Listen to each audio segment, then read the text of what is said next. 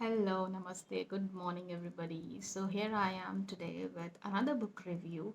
And before I start reviewing this book, I would like to say a few lines which have touched my heart since 6 years when I've read this book for the first time.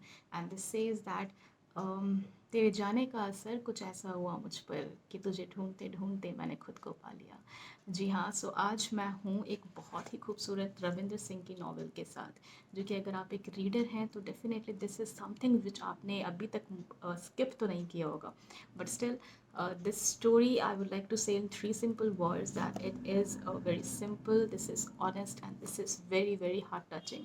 So here I am with one of the most amazing novels by Ravinder Singh, and the novel is I Too Had a Love Story.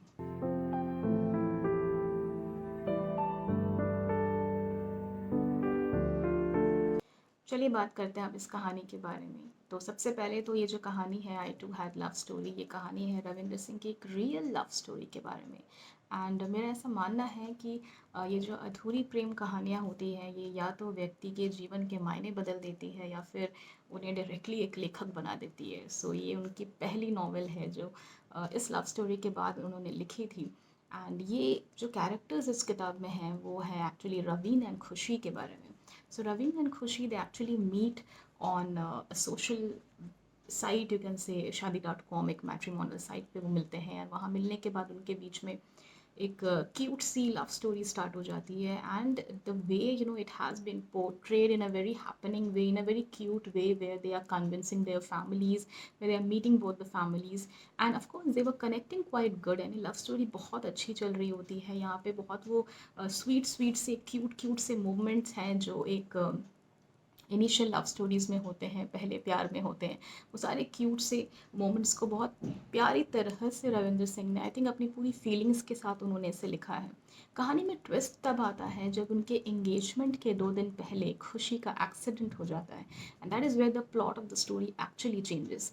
तो उस accident से बदलता क्या, actually उस accident में खुशी की body, उसका उनका फेस, उनका ब्रेन बहुत बुरी तरह से डैमेज हो जाता है, and this leaves Ravinder actually very very numb.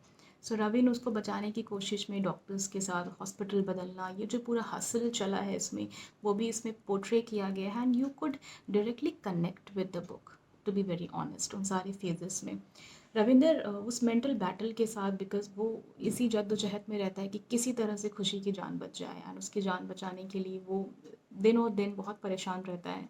सो कुछ समय का गैप लेता है और अपनी माँ से मिलने के लिए वापस भुवनेश्वर चला जाता है।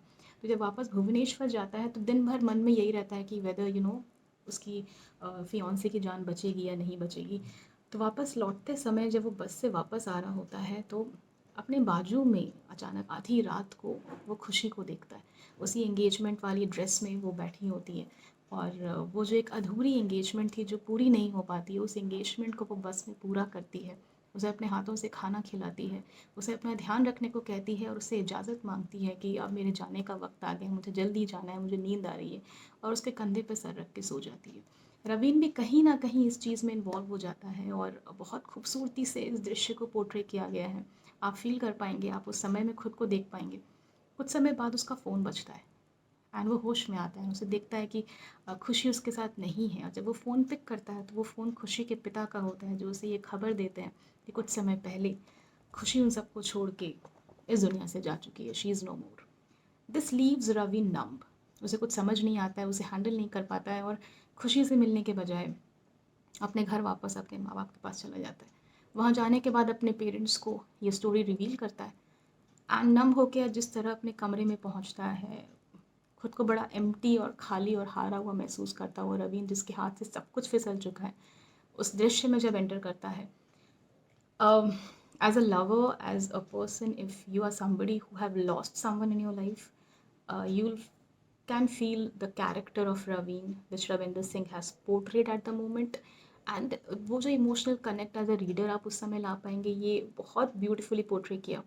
एंड देन उसके बाद रवीन 1 साल हुआ, 2 साल हुआ, obviously he can not get the girl back, but उसके पेरेंट्स चाहते हैं कि वो मूव ऑन कर जाए, अपनी लाइफ में आगे बढ़ जाए।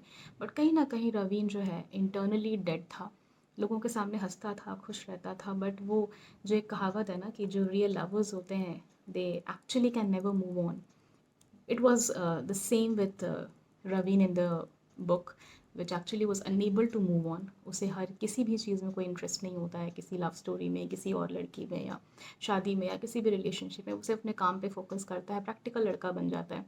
इट्स वेरी ऑब्वियस है that moving on was not his part as what he said at the end. And कहीं ना कहीं एक सोल कनेक्ट जो था उनका खुशी के साथ, एंड में एक छोटी सी सीन भी है इसमें जहाँ पर वो एक बच्ची से मिलता है जिसका नाम खुशी होता है, सेम आवाज़, सेम चेहरा. तो वो बड़ा क्यूट सा मोमेंट होता है, where this book also tries to tell you guys that the real love stories are may be not meant to be together. And and the way the book says that do love stories ever die? So how would you react when a beautiful person comes to your life and then goes away from you forever? So yeah, this is a very sad story, I'd say, but at the same time, a good read. You can read it, of course, and an amazing love story, by the way. So this is something which, because of which I bought another book of Ravinder Singh as well. That was Will You Still Love Me, and definitely I'm gonna review maybe the next will be that one, because मैंने दोनों book दोबारा से एक साथ reread की है. So yeah, that's all from my side today. Maybe I'll come very soon with Will You Still Love Me. I hope you liked the review, and trust me, you can go with the novel. This is I too had a love story, and I think everybody in this world, somewhere or the other, had a love story, and real love stories actually never ever die. That's all. That's my perspective. So that's all from my side today. Hope you all are doing great, and take care of yourself. Bye bye.